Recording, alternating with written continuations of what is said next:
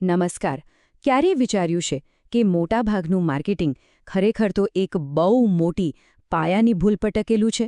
આજે આપણે આ જ ભૂલને સમજવાના છે, અને એ પણ માર્કેટિંગના ગુરુ સેથ ગોડિનના વિચારોથી.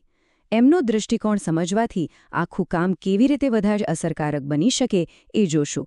તો ચાલો શરૂ કરીએ. તો સવાલ એ છે કે માર્કેટિંગની સૌથી મોટી ભૂલ છે શું? એક એવી ભૂલ જે કદાચ દરેક જણ કરે છે અને જેના કારણે જ મોટાભાગના માર્કેટિંગના પ્રયત્નો પાણીમાં જાય છે. અને એનો જવાબ છે તાળું શોધતા પહેલાં ચાવી બનાવી દેવી. આનો સીધો સાધો મતલબ એ છે કે મોટાભાગના માર્કેટર્સ શું કરે? પહેલાં પ્રોડક્ટ કે સર્વિસ બનાવી નાખે અને પછી દોડાદોડ કરે કે આને કોણ ખરીદશે. આખી ગેમ જ ઊંધી છે. તો ચાલો આ તાળું અને ચાવીવાળી વાતને થોડી ઊંડાણથી સમજીએ, કારણ કે આ એવો પાયાનો સિદ્ધાંત છે જ્યાં જ મોટાભાગના લોકો ગૂંથું ખાઈ જાય છે. જુઓ, માર્કેટિંગના બે જ રસ્તા છે. એક ખોટો રસ્તો, પહેલાં ચાવી એટલે કે પ્રોડક્ટ બનાવી દો અને પછી આખી દુનિયામાં એનું તાળું એટલે કે ગ્રાહક શોધવા દોડો. હવે આ રસ્તો કેટલો મુશ્કેલ અને બિનઅસરકારક છે એ તો સમજી જ શકાય. અને બીજો છે સાચો રસ્તો, પહેલાં તાળું શોધો, મતલબ કે પહેલાં એવા લોકોને શોધો જેમને કોઈ ચોક્કસ જરૂર છે અને પછી એમના માટે જ એકદમ પરફેક્ટ ચાવી એટલે કે પ્રોડક્ટ બનાવો. આમાં સફળતાની શક્યતા કેટલી વધી જાય, ખરું ને? ઓકે, તો જો પ્રોડક્ટ પહેલાં બનાવવાનો રસ્તો ખોટો છે તો પછી સાચો રસ્તો કયો? સાચો ઉપાય છે સમય જતાં ધીમે ધીમે ગ્રાહકનો વિશ્વાસ જીતવો. જો આજનું માર્કેટિંગ કોઈના પર પ્રોડક્ટ થોપી દેવાનું નથી, પણ સંબંધ બાંધવાનું છે. અને એના માટે બે વસ્તુઓ બહુ જરૂરી છે: ફ્રીક્વન્સી અને પરવાનગી. આ વાત સમજવા માટે ઝિગ ઝિગલરની વાર્તા એકદમ પરફેક્ટ છે. એ વાસણો વેચતા હતા. હવે બીજા સેલ્સમેનની જેમ ગામડે ગામડે ભટકવાને બદલે એમણે શું કર્યું? એ એક જ ગામમાં અઠવાડિયાઓ સુધી રોકાઈ ગયા. થયું એવું કે ધીમે ધીમે લોકો એમને ઓળખવા લાગ્યા, એમની સાથે વાત કરવા લાગ્યા અને એમના પર ભરોસો કરવા લાગ્યા. અને પરિણામ, એમનું વેચાણ આસમાને પહોંચી ગયું. કેમ? કારણ કે ખાલી વાસણ નહોતા વેચી રહ્યા, એ વિશ્વાસ વેચી રહ્યા હતા. તો ઝિગ ઝિગલરની વાર્તાનો બોધપાઠ શું છે? બસ આ જ, ફ્રીક્વન્સી. મતલબ કે વારંવાર લોકોના સંપર્કમાં રહેવું અને સંબંધ બનાવવો. લક્ષ્યખાણી એકવાર વેચાણ કરીને પૂરું નથી થતું, પણ લાંબા ગાળાનો વિશ્વાસ બનાવવાનો છે.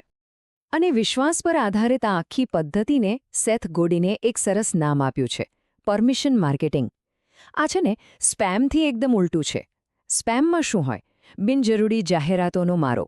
જ્યારે અહીં માર્કેટિંગ ફક્ત ને ફક્ત એવા જ લોકોને કરવામાં આવે છે જેમણે પોતે જ રસ બતાવીને એની પરવાનગી આપી હોય. હવે જે માધ્યમથી આ પરમિશન માર્કેટિંગ થાય છે, માની લો કે કોઈનો બ્લોગ છે કે પછી કોઈનું ઈમેલ ન્યૂઝલેટર, એને પરમિશન એસેટ કહેવાય છે. અને આ કોઈ સાધારણ વસ્તુ નથી, આ એક બહુ જ કિંમતી સંપત્તિ છે. કેમ? કારણ કે એનાથી જ લોકો સાથે સીધો અને મજબૂત સંબંધ બને છે. પણ સવાલ એ છે કે કોઈ પાસે સાચી પરમિશન એસેટ છે કે નહીં એ ખબર કેમ પડે? એની કસોટી બહુ જ સિમ્પલ છે. બસ એટલું જ વિચારવાનું કે જો આ બ્લોગ કે ન્યૂઝલેટર કાલે બંધ થઈ જાય તો શું એના ઓડિયન્સને કોઈ ફરક પડશે? શું એ લોકો એને મિસ કરશે? જો જવાબ હા હોય તો સમજી લેવાનું કે રસ્તો બરાબર છે. ચાલો હવે વાત કરીએ બે એવી અદૃશ્ય શક્તિઓની જે લોકોના ખરીદી કરવાના નિર્ણયો પાછળ છુપાયેલી હોય છે. આ એવી શક્તિઓ છે જે દેખાતી નથી પણ બહુ જ પાવરફુલ છે. એક છે કિંમત અને બીજું છે સ્ટેટસ.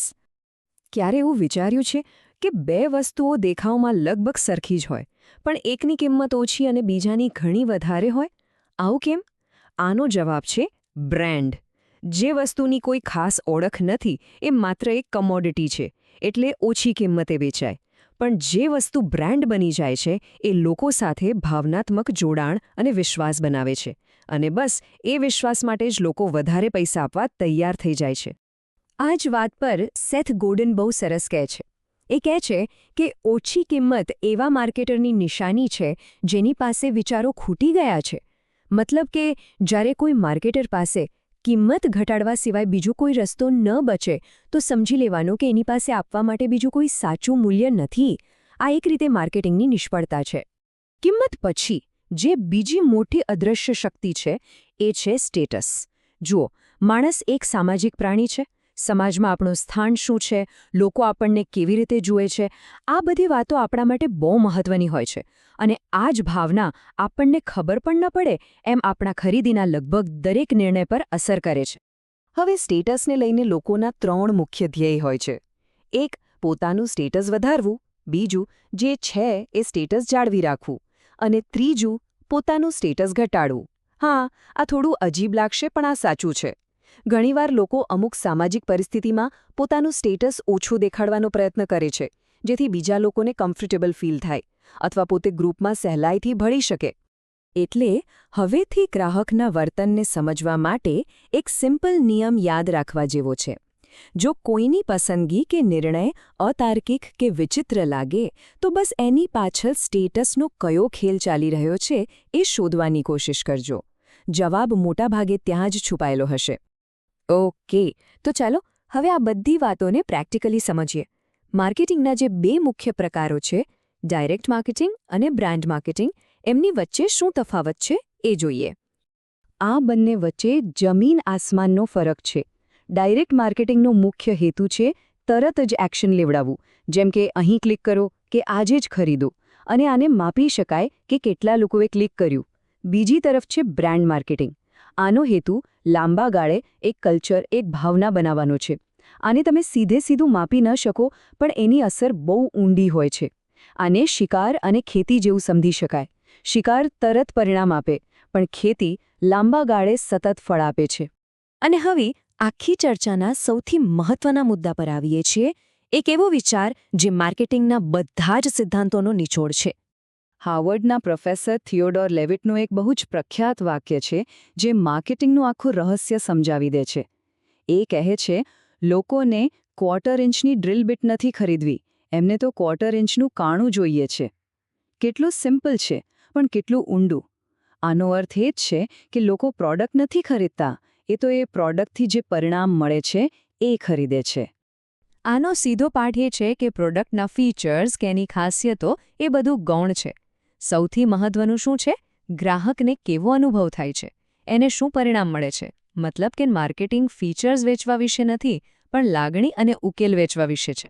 તો અંતે વિચારવા માટે બસ એક જ સવાલ છે. ગ્રાહકને ખરેખર કયું કાણું જોઈએ છે? એ ખરેખર કઈ સમસ્યાનો ઉકેલ શોધી રહ્યો છે? કઈ ભાવનાની તલાશમાં છે? જે દિવસે આ સવાલનો સાચો જવાબ મળી જાય, બસ એ જ દિવસે સાચા માર્કેટિંગની શરૂઆત થાય છે.